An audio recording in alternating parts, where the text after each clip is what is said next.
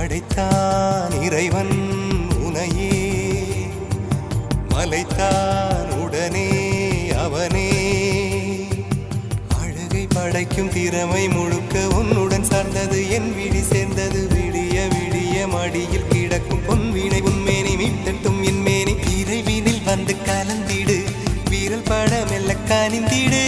உடல் மட்டும் இங்கு கிடக்குது, உடன் வந்து நீயும் உயிர் கொடு. பல்லவன் சிற்பிகள் அன்று பண்ணிய சிற்பத்தில் ஒன்று, பெண்ணென வந்தது இன்று சிலையே. பல்லவன் சிற்பிகள் அன்று பண்ணிய சிற்பத்தில் ஒன்று,